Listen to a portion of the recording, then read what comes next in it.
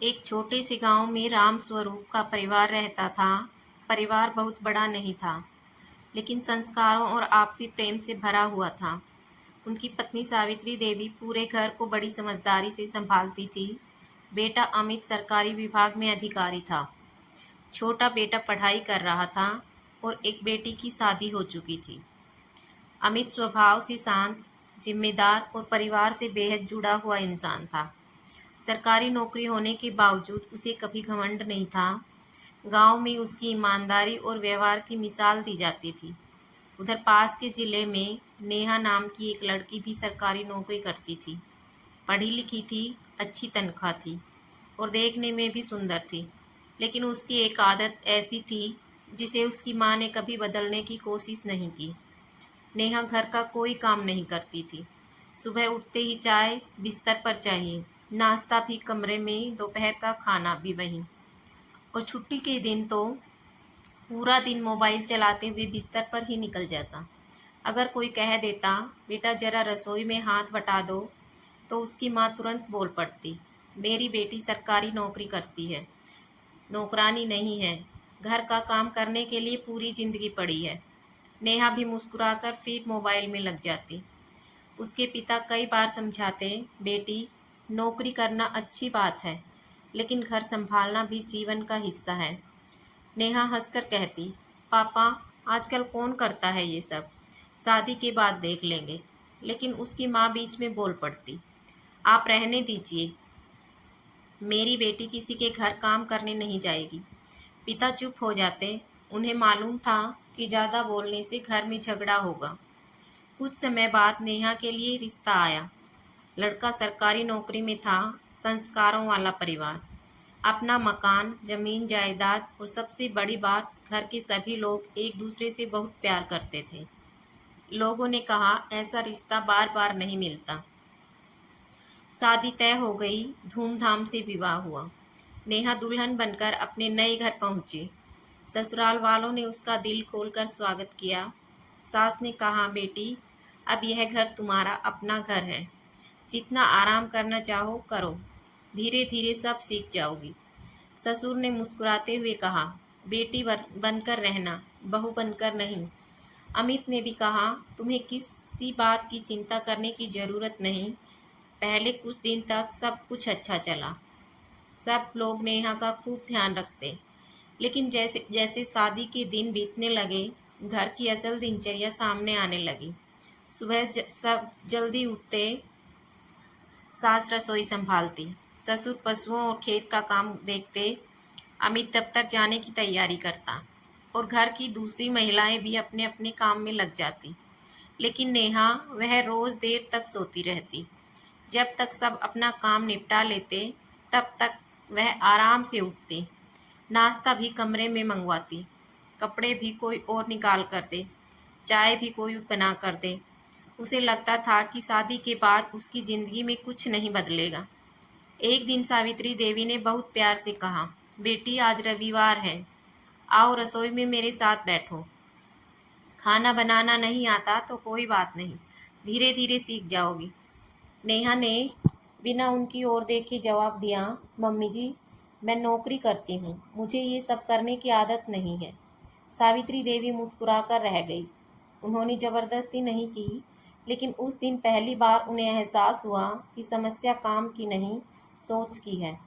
उधर अमित ने भी पत्नी को समझाया, नेहा मम्मी तुम्हें काम करवाना नहीं चाहती, बस चाहती है कि तुम परिवार का हिस्सा बनो। नेहा ने झुंझलाकर कहा, अगर शादी का मतलब पूरे घर की सेवा करना है तो मुझसे नहीं होगा। अमित चुप हो गया। उसे लगा कि शायद नया माहौल है, समय के साथ सब ठीक हो जाएगा। लेकिन उसे क्या पता था, यह तो उस तूफान की शुरुआत थी जो आने वाले समय में दो परिवारों की जिंदगी बदलने वाला था। शादी को अभी मुश्किल से 2 महीने हुए थे। अमित आज भी हर सुबह की तरह समय पर उठता, तैयार होकर दफ्तर चला जाता। घर से निकलते समय वह हमेशा नेहा से मुस्कुराकर कहता, मैं चल रहा हूँ, अपना ध्यान रखना। लेकिन जवाब में अक्सर सिर्फ एक हल्की सी सुनाई देती। सावित्री देवी ने कभी नेहा पर काम का बोझ नहीं डाला। अगर वह रसोई में आती तो प्यार से कहती, बेटी पहले चाय पी लो, फिर आराम से बैठना। अगर कभी नेहा कोई काम करने लगती तो सास कह देती, धीरे धीरे सीखना, अभी कोई जल्दी नहीं है। लेकिन नेहा को अब घर का हर नियम बंधन जैसे लगने लगा था। उसे सुबह जल्दी उठना पसंद नहीं था, संयुक्त परिवार पसंद नहीं था, घर में सबका मिलकर खाना खाना पसंद नहीं था। उसे बस मायके की आज़ादी याद आती रहती। हर रोज़ वह अपनी माँ से घंटों फ़ोन पर बात करती।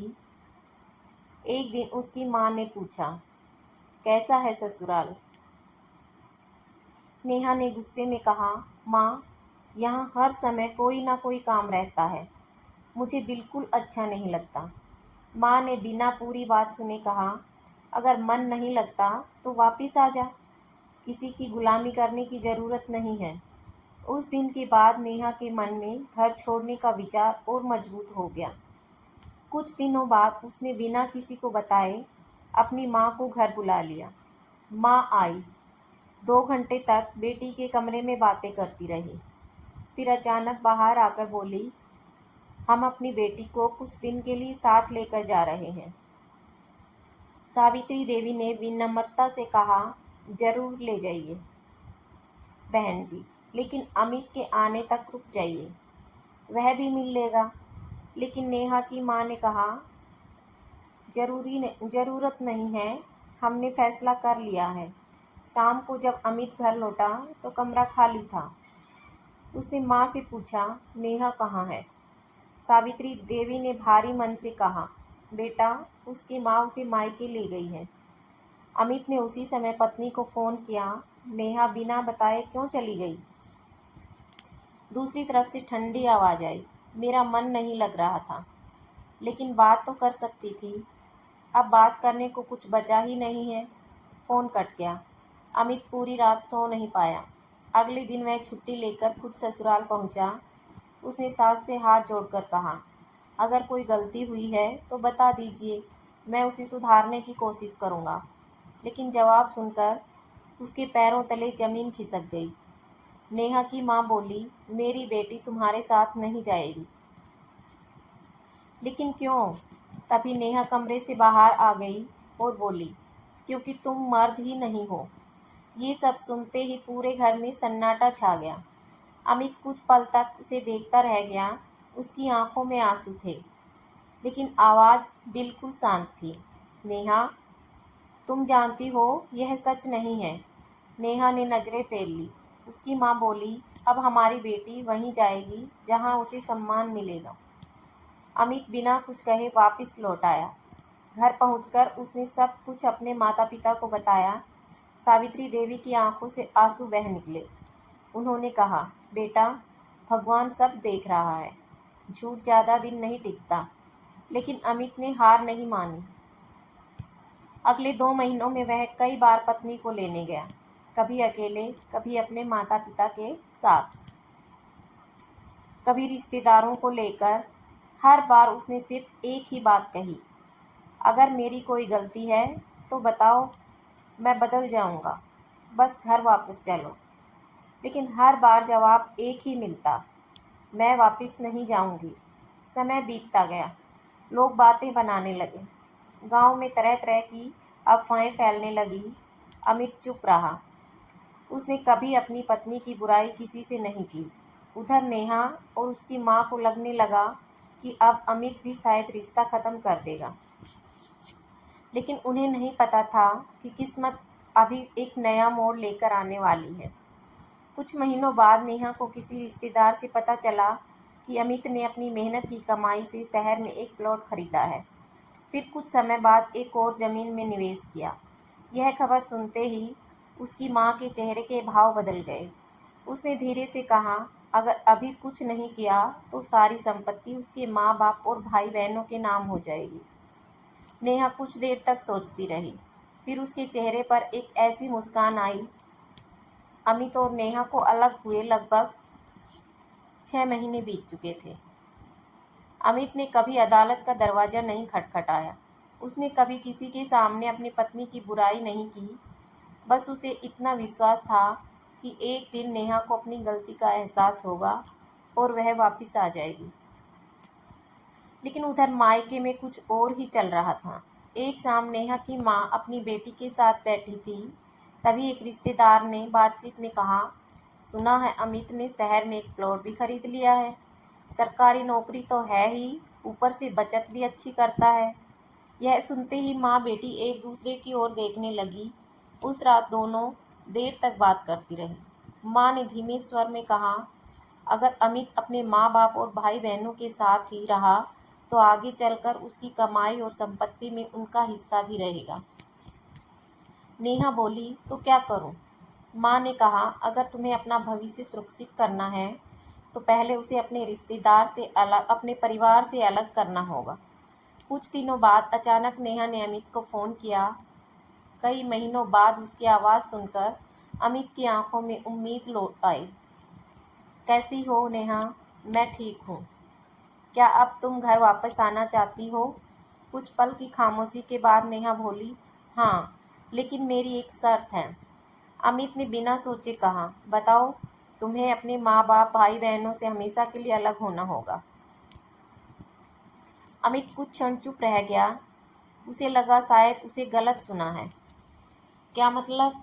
मतलब साफ है, हम अलग रहेंगे। तुम्हारे घर वालों का हमारी ज़िंदगी में कोई दखल नहीं होगा। तुम वही करोगे जो मैं कहूँगी, तभी मैं तुम्हारे साथ चलूँगी। फ़ोन कट गया। उस रात अमित सो नहीं पाया। एक तरफ उसके माता पिता थे जिन्होंने उसे पढ़ाया लिखाया, हर मुश्किल में उसका साथ दिया। दूसरी तरफ उसकी पत्नी थी जिसे वह अपना रिश्ता बचाना चाहता था। अगली सुबह उसने अपने माता पिता से सारी बात बताई। रामस्वरूप जी कुछ देर तक बेटे की ओर देखा, फिर मुस्कुराकर बोले, बेटा, अगर तुम्हें लगता है कि अलग रहने से तुम्हारा घर बस जाएगा तो हमें कोई आपत्ति नहीं है। सावित्री देवी की आंखें भर आई। उन्होंने बेटे के सर पर हाथ रखा और बोली, माँ बाप का घर कभी बंद नहीं होता, जब मन करे लौट आना। अमित फूट फूट कर रो पड़ा। कुछ ही दिनों बाद उसने नेहा के मायके से कुछ किलोमीटर दूर एक छोटा सा किराए का मकान ले लिया। उसने अपने हाथों से घर सजाया, नई अलमारी खरीदी, रसोई का सामान रखा, बिस्तर लगाया, पर्दे लगाए, हर चीज़ उम्मीद में कि अब उसकी पत्नी आएगी और दोनों नई शुरुआत करेंगे। जब सब तैयार हो गया तो वह नेहा को लेने पहुंचा। नेहा आई। उसने अपना सामान घर में रख दिया, अलमारी में कपड़े जमा दिए, रसोई देखी, फिर बोली, ठीक है, मैं चलती हूँ। अमित ने हैरानी से पूछा, कहाँ? मायके। लेकिन अब तो यही हमारा घर है। नेहा ने बेपरवाही से कहा, जब मेरा मन करेगा तब आ जाऊंगी। और वह वापस चली गई। अमित दरवाजे पर खड़ा उसे जाता हुआ देखता रह गया। दिन बीतते गए। कभी नेहा 2 दिन के लिए आती, कभी सिर्फ एक रात रुकती, कभी पूरे हफ्ते मायके में रहती। अगर अमित कुछ पूछता तो जवाब मिलता, मैं अपनी माँ के घर जा रही हूँ। तुम्हें इससे क्या परेशानी है? धीरे धीरे वह घर जिसे ने सपनों का आशियाना समझकर बसाया था, सिर्फ इंतजार का घर बनकर रह गया। एक दिन अमित ने प्यार से कहा, नेहा, अब हम पति पत्नी हैं, हमें साथ रहना चाहिए। नेहा ने ठंडे स्वर में कहा, मेरी जिंदगी कैसे जीनी है यह मैं तय करूंगी। अमित फिर चुप हो गया। वह हर बार झगड़ा टाल देता। उसे लगता था कि प्यार से सब ठीक हो जाएगा। कुछ महीनों बाद एक दिन नेहा ने अमित को फ़ोन किया। उसकी आवाज़ पहले से अलग थी। मुझे तुमसे ज़रूरी बात करनी है। अमित तुरंत पहुंचा। नेहा ने धीरे से कहा, मैं माँ बनने वाली हूँ। यह सुनते ही अमित की आंखों में खुशी के आंसू आ गए। उसे लगा शायद अब सब बदल जाएगा, शायद आने वाला बच्चा उनके रिश्ते को जोड़ देगा।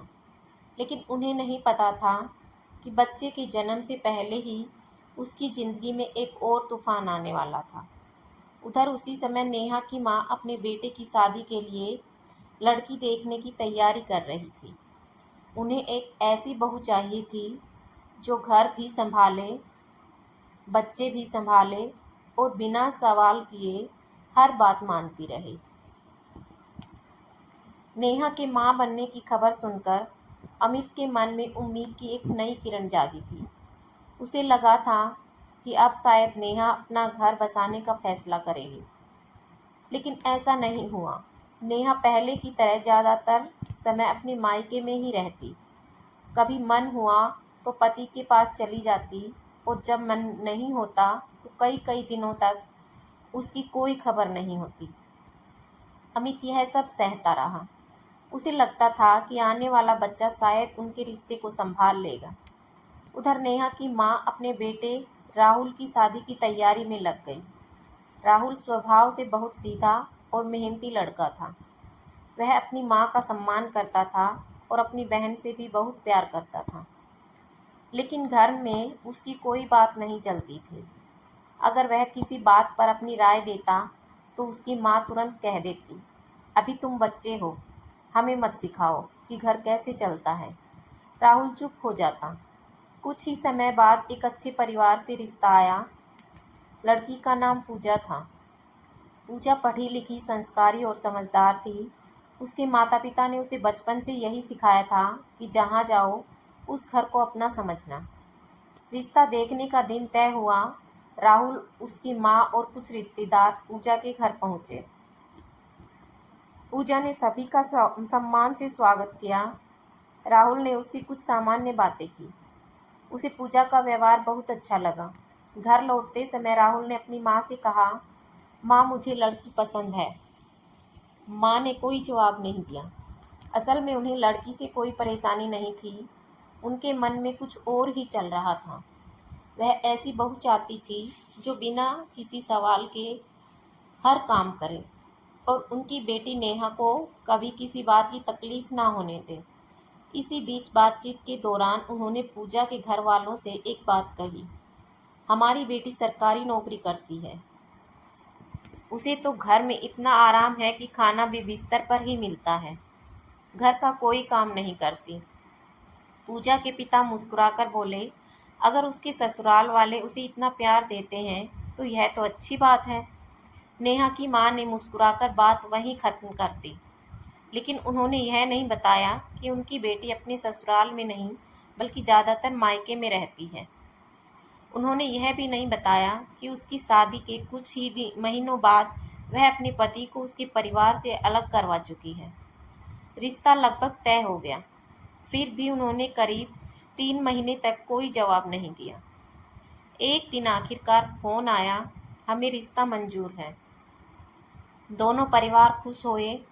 रोका हुआ फिर शादी की तैयारियां शुरू हो गई। करीब 8 महीने बाद पूरे रीति रिवाजों के साथ राहुल और पूजा की शादी हो गई। पूजा ने दुल्हन बनकर ससुराल में प्रवेश किया। उसने सोचा था, अब यही घर मेरा घर है, यही मेरे अपने लोग हैं। शुरुआत के कुछ दिन बहुत अच्छे बीते। सब लोग उससे प्यार से बातें करते। नेहा भी अपनी भाभी से मुस्कुराकर मिलती। लेकिन पूजा ने धीरे धीरे घर की एक ऐसी सच्चाई देखनी शुरू की जिसने उसके मन में बेचैनी भर दी। सुबह होते ही वह रसोई में पहुंच जाती। सास कहती, बहू पहले चाय बना दो, फिर नाश्ता भी तैयार कर दो, फिर दोपहर की खाने की तैयारी कर लो। पूजा पूरे मन से काम करती। उसे लगता था कि नए घर में समय के साथ सब ठीक हो जाएगा, लेकिन उसने देखा कि उसकी सास दिन का ज़्यादातर समय मोबाइल चलाने में बिताती थी। नेहा ड्यूटी पर जाती और शाम को लौटते ही सीधे अपने कमरे में चली जाती। कुछ देर बाद उसकी माँ आवाज़ लगाती, कोई उसे परेशान मत करना, उसकी तबीयत ठीक नहीं है। पूजा सोचती, अभी तो ठीक ठाक आई थी, अचानक तबीयत कैसे खराब हो गई। लेकिन वह कुछ नहीं कहती। एक दिन नेहा का छोटा बेटा रोने लगा। नेहा ने कमरे से आवाज़ दी, भाभी जरा बच्चे को संभाल लेना। पूजा खाना बना रही थी। उसने गैस धीमी की, बच्चे को गोद में लिया, उसे चुप कराया और फिर वापस रसोई में आ गई। धीरे धीरे यह रोज का नियम बन गया। घर का सारा काम, रसोई, बर्तन, कपड़े और यह बच्चे की देखभाल भी। लेकिन इसके बावजूद उसकी तारीफ कभी नहीं होती, बल्कि हर छोटी बात पर उसे सुनना पड़ता। बहू, तुमसे काम ठीक से नहीं होता। पूजा फिर भी मुस्कुरा देती। उसे विश्वास था कि एक दिन उसका प्यार सबका दिल जीत लेगा, लेकिन उसे नहीं पता था यह तो उसकी सिर्फ परीक्षा थी। आने वाले दिनों में उस पर ऐसे ऐसे झूठे आरोप लगाए जाएंगे कि उसका अपना आत्मविश्वास भी जवाब दे देगा। शादी को कुछ महीने बीत चुके थे। अब पूजा इस घर की दिनचर्या अच्छी तरह समझ चुकी थी। उसकी सुबह सबसे पहले होती और रात सबसे आखिर में खत्म। पूजा ने कभी किसी काम से मना नहीं किया। उसे लगता था कि परिवार सेवा से ही अपना बनता है, लेकिन इस घर में उसकी मेहनत की कोई कीमत नहीं थी। एक दिन पूजा कपड़े धोने बैठी थी। उसने सास और नेहा के कपड़े भी इकट्ठे कर लिए। तभी सास ने उसके हाथ से कपड़े छीन लिए। रहने दो बहू, हम अपने कपड़े खुद धो लेंगे। पूजा ने मुस्कुराकर कहा, माँ जी, इसमें क्या है, मैं धो देती हूँ। नहीं, तुम रहने दो। पूजा चुपचाप अपने कमरे में चली गई। उसे लगा शायद माँ जी उसे ज़्यादा काम नहीं करने देना चाहती। लेकिन शाम को राहुल के घर आते ही सास ने बात का रंग बदल दिया। देखो बेटा, आज तुम्हारी पत्नी ने हमारे कपड़े धोने से मना कर दिया। राहुल ने हैरानी से पूछा। पूजा की ओर देखा। पूजा, ऐसा क्यों किया? पूजा की आंखें फैल गई। मैंने मना नहीं किया था। माँ जी ने खुद मेरे हाथ से कपड़े ले लिए थे। सास तुरंत बोली, अब मैं झूठ बोल रही हूँ? राहुल चुप हो गया। वह समझ नहीं पा रहा था कि सच कौन बोल रहा है। पूजा ने भी बात बढ़ाना ठीक नहीं समझा। धीरे धीरे यह रोज की बात बन गई। सास किसी भी छोटी सी बात को राहुल के सामने बढ़ा चढ़ाकर पेश करती। अगर नमक थोड़ा कम हो गया, बहू जानबूझकर ऐसा करती है। अगर चाय 5 मिनट देर से बनी, इसे हमारी कोई परवाह नहीं। अगर बच्चा रो पड़ा, पूजा ठीक से ध्यान नहीं रखती। और सबसे हैरानी की बात, जब नेहा घर पर होती तब भी उसका बेटा ज़्यादातर पूजा की गोद में ही रहता। एक दिन पूजा ने प्यार से कहा, दीदी, थोड़ा आप भी बच्चे के साथ समय बिताइए, उसे आपकी आदत रहेगी। नेहा ने मोबाइल से नज़र उठाए बिना जवाब दिया, तुम घर पर ही रहती हो, तुम्हारे पास समय ज़्यादा है। पूजा ने कुछ नहीं कहा। वह फिर बच्चे को चुप कराने लगी। कुछ महीनों बाद पूजा गर्भवती हुई। पूरा परिवार खुश तो हुआ, लेकिन यह खुशी भी ज़्यादा दिन नहीं टिक सकी। 9 महीने बाद पूजा ने एक सुंदर सी बेटी को जन्म दिया। राहुल की खुशी का ठिकाना नहीं था। उसने अपनी बेटी को गोद में लेकर कहा, मेरी राजकुमारी आ गई। लेकिन सास का चेहरा उतर गया। उन्होंने सिर्फ इतना कहा, कोई बात नहीं, अगली बार बेटा हो जाएगा। पूजा को यह बात बहुत चुभी, लेकिन उसने कुछ नहीं कहा। 2 साल बाद पूजा दूसरी बार मां बनी। इस बार भी बेटी हुई। राहुल ने फिर उतनी ही खुशी मनाई, लेकिन सास और नेहा ने जैसे मातम मना लिया। सास पड़ोस में कहती फिरती, हमारे घर तो बेटियां ही बेटियां हो गई। यह सुनकर पूजा की आंखें भर आती। एक दिन बड़ी बेटी खेलते खेलते अपनी दादी के पास गई। मासूमियत से बोली, दादी, मुझे गोद में ले लो। सास ने उसे दूर करते हुए कहा, जाओ, अपनी माँ के पास जाओ। बच्ची उदास होकर वापस आ गई। पूजा ने उसे सीने से लगा लिया। उस दिन उसने मन ही मन एक फैसला किया, मेरे साथ जो हो रहा है मैं सह लूँगी, लेकिन अपनी बेटियों का अपमान कभी नहीं सहूँगी। समय बीतता गया। अब शादी को लगभग 3 साल हो चुके थे। पूजा आज भी पूरे घर का काम करती थी। नेहा आज भी ड्यूटी से आकर सीधे कमरे में चली जाती। सास आज भी हर गलती का दोष पूजा पर डाल देती। और राहुल, वह अपनी माँ और पत्नी के बीच पिसता जा रहा था। उसे धीरे धीरे समझ आने लगा था कि उसकी पत्नी गलत नहीं है, लेकिन वह माँ के सामने बोलने की हिम्मत नहीं जुटा पा रहा था। उसे डर था, अगर उसने सच का साथ दिया तो शायद उसका अपना घर ही टूट जाएगा। लेकिन किस्मत ने फैसला कर लिया था। अब वह दिन दूर नहीं था जब एक ऐसी घटना होगी जिसके बाद राहुल हमेशा के लिए बदल जाएगा, और उसी दिन उसकी ज़िंदगी का सबसे कठिन फैसला सामने होगा। समय अपनी रफ्तार से चलता रहा। पूजा की शादी को अब 3 साल पूरे हो चुके थे। इन 3 सालों में उसने कभी अपने मायके वालों के सामने अपनी ससुराल की शिकायत नहीं की। जब भी उसकी माँ फ़ोन करती और पूछती, बेटी सब ठीक है न, तो वह हमेशा मुस्कुरा कर कहती, हाँ माँ, सब ठीक है, आप चिंता मत कीजिए। वह नहीं चाहती थी कि उसके माता पिता उसकी वजह से परेशान हों। लेकिन सच यह था कि पूजा अंदर ही अंदर टूटती जा रही थी। अब उसकी दोनों बेटियां भी थोड़ी थोड़ी बड़ी हो रही थी। बड़ी बेटी 3 साल की हो चुकी थी और छोटी बेटी अभी 1.5 साल की थी। दोनों दोनों पूरे घर में किलकारियां मारती फिरती। राहुल जब शाम को ऑफिस से लौटता तो दोनों बेटियां दौड़कर उससे लिपट जाती। उस पल राहुल अपनी सारी थकान भूल जाता। लेकिन यह दृश्य उसकी माँ और बहन को बिल्कुल पसंद नहीं था। एक दिन नेहा ने अपनी माँ से कहा, भैया को देखो, अब तो उन्हें अपनी बेटियों के अलावा कुछ दिखाई ही नहीं देता। माँ ने हामी भरते हुए कहा, लड़कियों पर इतना प्यार लुटाने से क्या होगा, वंश तो बेटा ही चलाता है।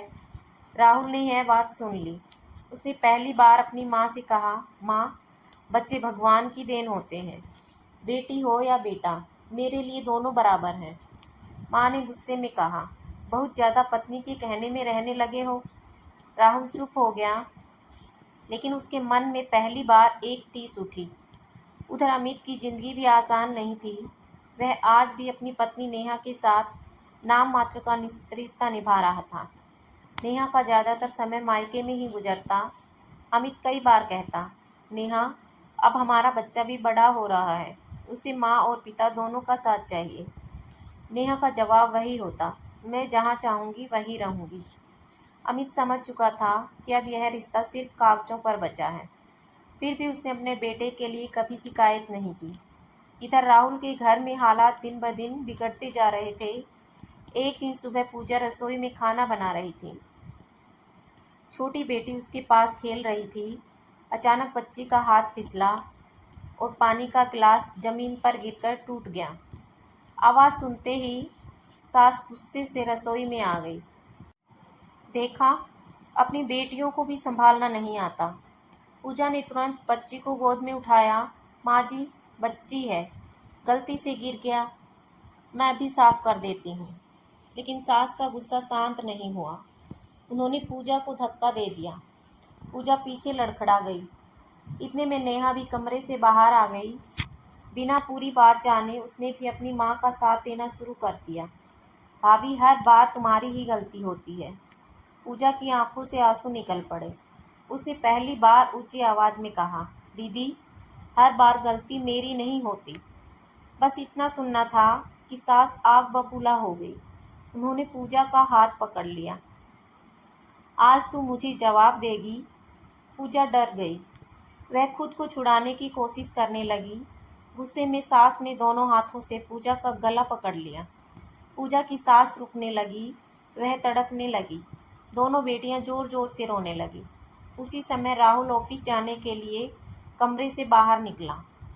उसे जैसे ही यह दृश्य देखा, उसके पैरों तले जमीन खिसक गई। माँ, छोड़िए। वह दौड़कर आया और अपनी माँ के हाथ छुड़ाए। पूजा जमीन पर बैठ गई। वह लगातार खांस रही थी। उसके गले पर उंगलियों के निशान साफ दिखाई दे रहे थे। राहुल की आंखों में आंसू थे। उसने कांपती हुई आवाज़ में पूछा, माँ, आप इतनी गिर जाएंगी, मैंने कभी नहीं सोचा था। लेकिन माँ को अपनी गलती का कोई पछतावा नहीं था। उन्होंने उल्टा कहा, अगर आज इसे सबक नहीं सिखाती तो कल सर चढ़कर बैठ जाती। राहुल ने पहली बार अपनी माँ की आंखों में आंखें डालकर कहा, बस, बहुत हो गया। घर में सन्नाटा छा गया। नेहा भी हैरानी से अपने भाई को देखने लगी। राहुल ने अपनी पत्नी का हाथ पकड़ा, फिर अपनी दोनों बेटियों को अपने पास बुलाया और शांत लेकिन दृढ़ आवाज़ में बोला, आज तक मैं बेटा बनकर चुप रहा, लेकिन अब मैं पति और पिता हूँ। अगर मेरी पत्नी और बेटियाँ इस घर में सुरक्षित नहीं हैं, तो मुझे यहाँ रहने का कोई अधिकार नहीं। माँ ने गुस्से में कहा, अगर इतना ही दर्द है तो निकल जाओ इस घर से। राहुल ने गहरी सांस ली, फिर बोला, ठीक है, लेकिन जाने से पहले मैं भी एक बात कहूँगा।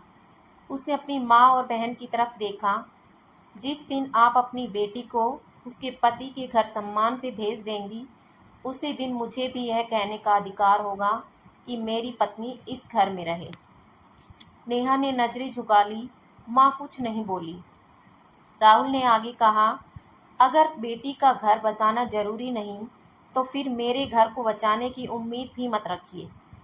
यह कहते हुए वह अपनी पत्नी और दोनों बेटियों को लेकर कमरे में चला गया। उस रात घर में किसी ने खाना नहीं खाया, लेकिन सब जानते थे सुबह होने वाली थी और सुबह के साथ इस घर का इतिहास भी बदलने वाला था।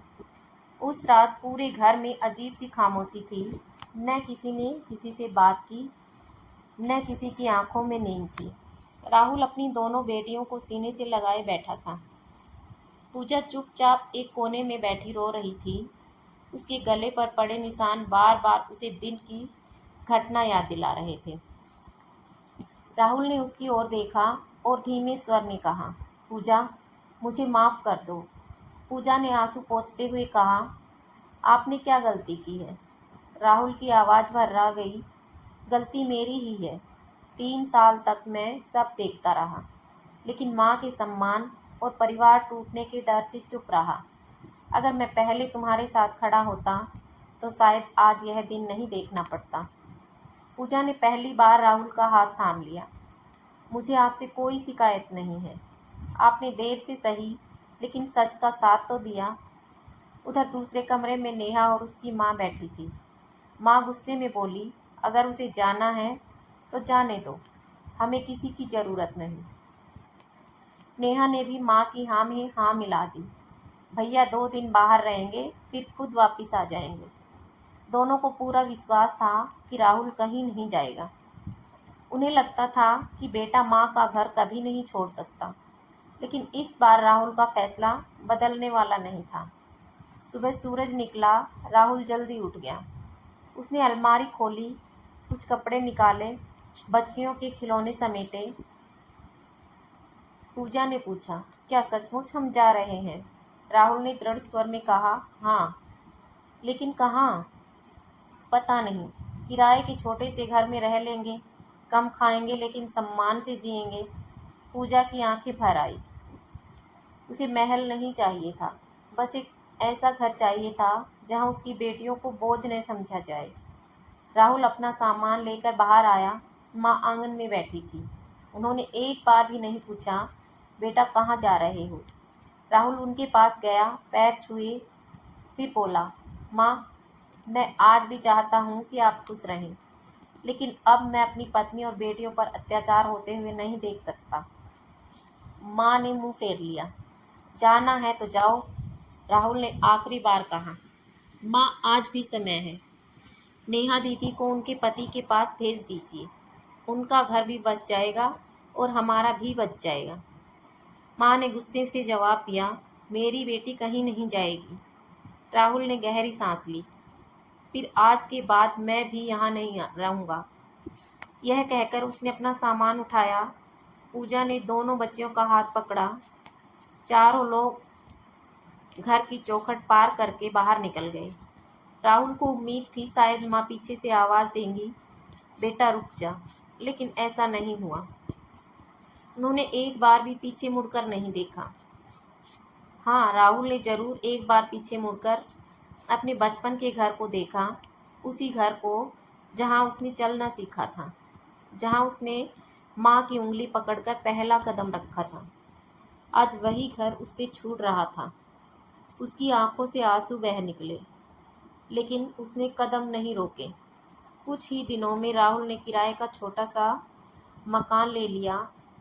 घर छोटा था, सामान कम था, लेकिन पहली बार उस घर में शांति थी। शाम को जब ऑफिस से लौटता तो उसकी दोनों बेटियां दौड़कर उससे लिपट जाती। पूजा मुस्कुराकर दरवाज़ा खोलती। वह मुस्कान राहुल ने वर्षों बाद देखी थी। अब किसी को डर नहीं था, न किसी के तानों का, न अपमान का, न झूठे आरोपों का। उधर नेहा का जीवन भी वैसा ही चलता रहा। वह आज भी ज़्यादातर मायके में रहती। अमित ने बहुत कोशिश की कि उनका बेटा माँ और पिता दोनों के साथ बड़ा हो, लेकिन नेहा हर बार कोई न कोई बहाना बना देती। धीरे धीरे अमित ने भी ज़बरदस्ती करना छोड़ दिया। उसने अपना पूरा ध्यान अपने बेटे और अपने काम पर लगा दिया। समय किसी के लिए नहीं रुकता। देखते पूरे 6 साल बीत गए। इन 6 वर्षों में राहुल ने मेहनत करके अपनी बेटियों को अच्छे स्कूल में पढ़ाया। पूजा ने भी घर को प्यार से संभाला। घर छोटा था, लेकिन खुशियाँ बड़ी थी। उधर माँ और नेहा उसी पुराने घर में थी। सब कुछ होते हुए भी घर सूना लगने लगा था, लेकिन अहंकार अभी भी बाकी था। किसी ने किसी को फ़ोन नहीं किया, किसी ने किसी को नहीं बुलाया, मगर किस्मत का हिसाब अभी पूरा नहीं हुआ था। एक ऐसी घटना होने वाली थी जो माँ को पहली बार आईना दिखाएगी और उन्हें एहसास होगा कि उन्होंने अपनी बेटी का भविष्य बचाने की कोशिश में अपने बेटे का घर उजाड़ दिया। राहुल को घर छोड़े हुए पूरे 6 साल बीत चुके थे। इन 6 सालों में बहुत कुछ बदल गया था। जो बेटियां कभी दादी की गोद के लिए तरसती थी, अब स्कूल में अपनी मेहनत और संस्कारों से सबका दिल जीत रही थी। बड़ी बेटी पढ़ाई से हमेशा प्रथम आती, छोटी बेटी भी उतनी ही होशियार थी। राहुल और पूजा ने कभी अपनी बेटियों को यह महसूस नहीं होने दिया कि उनके दादा दादी उनसे दूर हैं। वे हमेशा यही सिखाते, बड़ों का सम्मान करना चाहिए, चाहे उन्होंने हमारे साथ कैसा भी व्यवहार किया हो। उधर अमित भी अपने बेटे की परवरिश पूरी जिम्मेदारी से कर रहा था। उसने अपने दुख को कभी अपने बच्चे पर हावी नहीं होने दिया। वह आज भी चाहता था कि नेहा अपना घर बसा ले, लेकिन नेहा की सोच नहीं बदली। अब भी वह ज़्यादातर समय मायके में ही रहती। उधर समय ने नेहा की माँ को भी नहीं बख्शा। उम्र बढ़ चुकी थी, अब पहले जैसी ताकत नहीं रही थी। एक दिन अचानक उन्हें तेज चक्कर आया और वे आंगन में गिर पड़ी। नेहा घबरा गई। पड़ोसियों की मदद से उन्होंने अस्पताल ले जाया गया। डॉक्टर ने जांच के बाद कहा, उम्र के साथ शरीर कमज़ोर हो गया है, इन्हें आराम, समय पर दवा और नियमित देखभाल की ज़रूरत है। नेहा ने सिर हिला दिया, लेकिन अस्पताल से घर लौटने के बाद वही पुरानी आदतें लौट आई। दवा समय पर देना भूल जाती, माँ को अकेला छोड़कर अपने काम में लग जाती, कभी ड्यूटी, कभी मोबाइल, कभी अपनी दुनिया। एक शाम माँ की तबीयत फिर बिगड़ गई। उन्होंने धीमी आवाज़ में कहा, नेहा, ज़रा पानी पिला दे। नेहा ने कमरे से ही जवाब दिया, अभी आती हूँ। लेकिन अभी आधे घंटे बाद भी नहीं आया। पास बैठी एक पड़ोसन ने पानी पिलाया। माँ की आंखों में आंसू आ गए। उन्हें पहली बार एहसास हुआ, जिस बेटी के लिए उन्होंने अपना सब कुछ दांव पर लगा दिया, आज उसी के पास उनके लिए समय नहीं था। उसी पड़ोसन ने चुपचाप राहुल को फ़ोन कर दिया, बेटा, माँ की तबीयत ठीक नहीं है। राहुल ने एक पल भी देर नहीं की। उसने ऑफिस से छुट्टी ली, पूजा और दोनों बेटियों के साथ लेकर सीधे माँ के घर पहुँच गया। दरवाज़ा खुला, माँ बिस्तर पर लेटी थी। राहुल को देखते ही उनकी आंखों से आंसू बह निकले। 6 साल बाद बेटा उनके सामने खड़ा था। राहुल बिना कुछ कहे उनके पास बैठ गया। उसने माँ का हाथ अपने हाथ में लिया। कैसी हो माँ? माँ रोते हुए बोली, तू आया? राहुल मुस्कुराया। माँ बुलाए और बेटा ना आए, ऐसा कभी हो सकता है? पूजा चुपचाप रसोई में चली गई। उसने सबसे पहले माँ के लिए हल्का खाना बनाया, फिर समय पर दवा दी। बड़ी पोती पानी लेकर आई। छोटी पोती दादी के पैरों के पास बैठ गई और मासूमियत से बोली, दादी, अब आप जल्दी ठीक हो जाना। माँ यह दृश्य देखती रह गई। जिन पोतियों को उन्होंने कभी अपनाया नहीं था, आज वही सबसे ज़्यादा अपनापन दे रही थी। उनकी आंखों से आंसू नहीं रुक रहे थे। रात को जब नेहा अपने कमरे में चली गई, माँ काफ़ी देर तक जागती रही। उनकी आंखों के सामने एक एक घटना घूमने लगी। पूजा का चुपचाप काम करना, उसका अपमान सहना, राहुल का हाथ जोड़कर समझाना, दो मासूम पोतियों का दादी के प्यार के लिए तरसना और अपनी बेटी के लिए हर बार बेटे को गलत ठहराना उन्हें पहली बार लगा। गलती बहू की नहीं थी, गलती उनकी अपनी थी।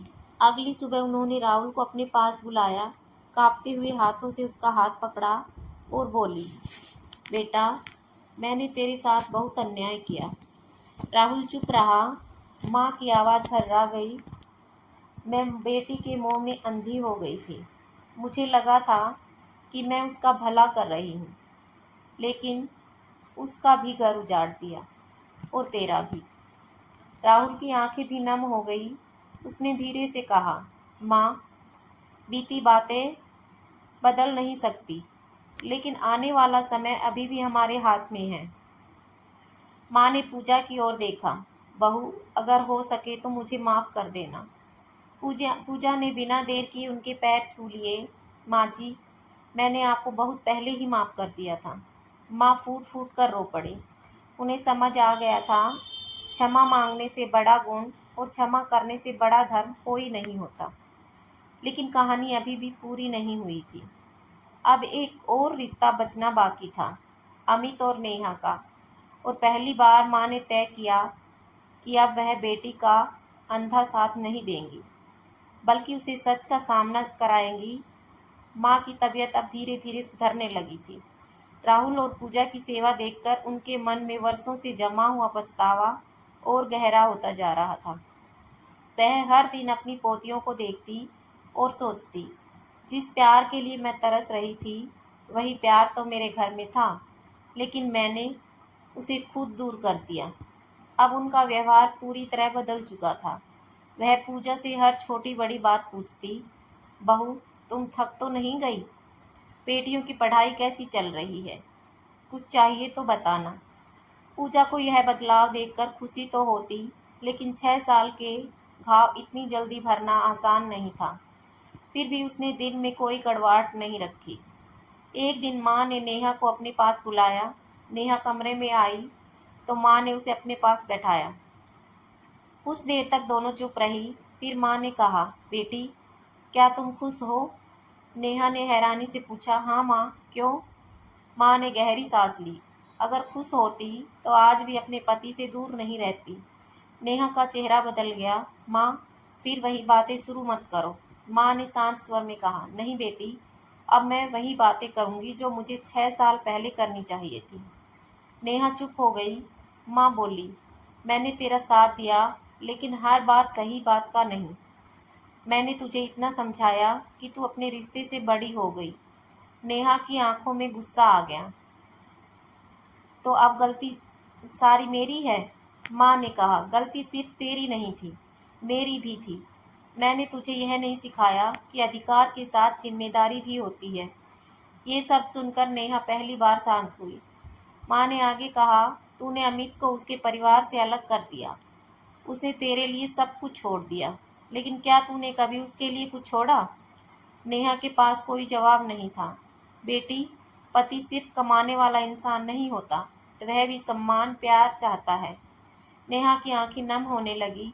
पहली बार उसे अपने पुराने फैसले याद आने लगे। वह दिन अब अमित उसे लेने आया था जब उसने बिना सोचे उस पर आरोप लगाया था, जब उसने शर्त रखी थी कि वह अपने परिवार को छोड़ दे, जब अमित अकेले घर में उसका इंतजार करता रहता था। माँ ने कहा, अभी भी समय है। अगर रिश्ता बच सकता है तो बचा ले, लेकिन इस बार अपनी शर्तों पर नहीं, प्यार और समझदारी से। नेहा ने धीमे स्वर में पूछा, क्या अमित मुझे वापस स्वीकार करेंगे? माँ ने कहा, यह फैसला उनका होगा। तूने उन्हें बहुत चोट दी है। कुछ दिनों बाद नेहा अमित से मिलने गई। अमित अपने कार्यालय के बाद घर लौट रहा था। नेहा को देखकर वह कुछ पल के लिए रुक गया। 6 साल में पहली बार नेहा की आंखों में वह आत्मविश्वास नहीं था, बल्कि पछतावा था। नेहा ने धीमी आवाज में कहा, मुझे तुमसे बात करनी है। दोनों कुछ देर चुप बैठे रहे। फिर नेहा बोली, मैंने तुम्हारे साथ बहुत गलत किया है। अमित शांत रहा। मैंने तुम्हें पति की तरह नहीं, अपनी सुविधा की तरह देखा। मुझे लगता था कि तुम हमेशा के लिए छुप जाओगे। उसकी आंखों से आंसू निकल आए। मैंने अपने अहंकार में यह नहीं देखा कि मैं क्या खो रही हूँ। अमित ने धीरे से कहा, नेहा, मैंने तुम्हें कभी दुश्मन नहीं समझा, लेकिन जो विश्वास टूट जाता है उसे वापस बनाना आसान नहीं होता। नेहा ने सिर झुका लिया। क्या मुझे एक मौका मिल सकता है? अमित कुछ देर तक सोचता रहा, फिर बोला, मौका मिल सकता है, लेकिन इस बार हमें सच और सम्मान के साथ चलना होगा। उधर राहुल का परिवार भी धीरे धीरे फिर से जुड़ रहा था। माँ अब पहले जैसी नहीं रही। वह अपनी पोतियों को स्कूल छोड़ने जाती, पूजा के साथ रसोई में बैठती और हर किसी से एक ही बात कहती, घर में बहू को बेटी की तरह रखना चाहिए, लेकिन बेटी को बहू का सम्मान करना सिखाना चाहिए। समय धीरे धीरे आगे बढ़ रहा था। नेहा ने पहली बार अपनी जिंदगी को नए नज़रिए से देखना शुरू किया था। पहले उसे लगता था कि हर कोई उसकी सुविधा के हिसाब से चले, लेकिन अब उसे समझ आने लगा था कि रिश्ता सिर्फ लेने का नाम नहीं, उसमें देना भी पड़ता है। उसने अमित से कोई बड़ी बड़ी बातें नहीं कही। उसने सिर्फ अपने व्यवहार से बदलाव दिखाने का फैसला किया। शुरुआत आसान नहीं थी। जब नेहा अमित के पास रहने आई तो उसे एहसास हुआ कि घर चलाना सिर्फ पैसे कमाने से नहीं होता। सुबह उठना, घर की छोटी छोटी जिम्मेदारियां संभालना, पति की पसंद नापसंद समझना, बच्चे के साथ समय बिताना, इन सब चीज़ों को उसने पहली बार महसूस किया। एक दिन उसने अमित से कहा, अब समझ आता है कि तुम कितने अकेले थे। अमित ने शांत स्वर में कहा, मुझे कभी तुम्हारे काम करने से परेशानी नहीं थी नेहा, मुझे सिर्फ तुम्हारे साथ की ज़रूरत थी। नेहा की आंखें भर आई। कुछ समय बाद अमित ने उसे अपने माता पिता के घर चलने को कहा। नेहा के कदम रुक गए। उसे पुराने दिन याद आ गए, लेकिन इस बार वह भागना नहीं चाहती थी। वह अमित के साथ गई। घर के दरवाजे पर पहुंचते ही उसने देखा, वही आंगन, वही घर, लेकिन माहौल बदल चुका था। राहुल, पूजा और दोनों बेटियां भी वहां थी। माँ ने नेहा को देखा। कुछ पल दोनों की आंखें मिली। फिर माँ ने आगे बढ़कर बेटी का हाथ पकड़ा। बेटी, आज घर में वापस आना तो पुराने अहंकार को बाहर छोड़कर आना। नेहा की आंखों से आंसू निकल पड़े। उसने माँ के गले लगकर कहा, माँ, मैंने बहुत देर कर दी। माँ ने कहा, देर हुई है बेटी, लेकिन अगर इंसान अपनी गलती समझ ले तो रास्ता फिर भी मिल जाता है। नेहा फिर पूजा के पास गई। कुछ पल तक वह कुछ नहीं बोल पाई। फिर उसने कहा, भाभी, मैंने आपके साथ भी बहुत गलत किया। पूजा ने उसका हाथ पकड़ लिया। दीदी, रिश्ते गलती से नहीं टूटते, उन्हें अहंकार तोड़ता है। अच्छा है कि आपने समय रहते समझ लिया। नेहा रो पड़ी। उसने पहली बार महसूस हुआ कि जिस बहू को वह कमज़ोर समझती थी, उसका दिल उससे कहीं बड़ा था। कुछ साल बीत गए। अब उस घर का माहौल पूरी तरह बदल चुका था। माँ अपनी पोतियों पर जान छिड़कती थी। वह हर किसी से कहती, बेटियां घर की रौनक होती हैं। मैंने देर से समझा, लेकिन अब समझ गई। राहुल की दोनों बेटियां बड़ी होकर अपने जीवन में सफल हुई। एक दिन बड़ी बेटी ने दादी से पूछा, दादी, आपको बेटियां पहले पसंद क्यों नहीं थी? माँ की आंखों में आंसू आ गए। उन्होंने कहा, क्योंकि मेरी सोच छोटी थी बेटा। मुझे लगता था कि बेटा ही सहारा होता है, लेकिन तुम लोगों ने साबित कर दिया कि प्यार और संस्कार ही असली सहारा होते हैं। उधर नेहा और अमित का रिश्ता भी धीरे धीरे सुधर गया। अमित ने उसे माफ़ कर दिया था, लेकिन दोनों ने एक बात हमेशा याद रखी। विश्वास टूटने के बाद उसे दोबारा बनाने के लिए धैर्य चाहिए होता है। नेहा अब अपने पति के परिवार का सम्मान करती थी। वह समझ चुकी थी कि किसी को अपने प्यार के नाम पर उसके रिश्तों से अलग करना सही नहीं होता। एक दिन पूरा परिवार एक साथ बैठा था। माँ ने सबको देखकर कहा, मेरी सबसे बड़ी गलती यह थी कि मैंने बच्चों में फ़र्क किया। मुझे लगा बेटी को बचाना है, लेकिन मैंने बेटे का दिल तोड़ दिया। उन्होंने राहुल का हाथ पकड़ा। बेटा, तू उस दिन घर छोड़कर गया था, लेकिन मेरा रिश्ता नहीं छोड़ा।